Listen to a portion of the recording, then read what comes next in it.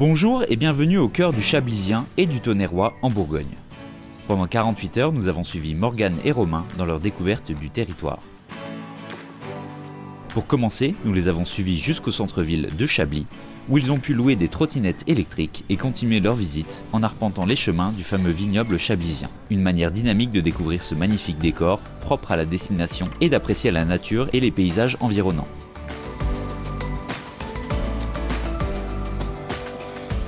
Après cette grande balade, la faim se faisait sentir. Alors nous les avons accompagnés au restaurant Le Mot Fou, pour un déjeuner local accompagné d'un bon chablis premier cru.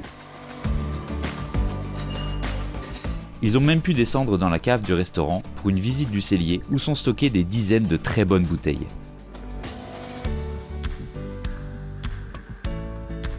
L'appel de l'eau se faisant, nous sommes tous montés à bord d'un bateau habitable, sans permis, où nous avons remonté le canal du Nivernais en compagnie de son capitaine. Rien de mieux que de découvrir la vallée environnante en voguant sur les flots, un tout autre point de vue s'offrait à nous. L'après-midi touchant à sa fin, il était temps pour les deux amoureux de rejoindre leur hébergement pour la nuit, l'hôtel du Vieux Moulin. Après avoir récupéré les clés de leur chambre, ils ont pu profiter de leur soirée dans ce lieu bucolique, bercé par le bruit de l'eau et du moulin.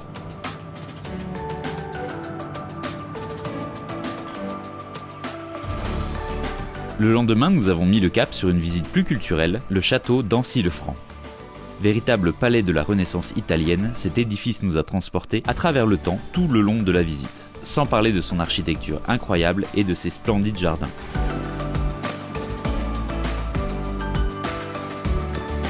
Après la visite, nous nous sommes éloignés des sentiers battus pour aller marcher dans la forêt des Géants Verts à Argentonnet.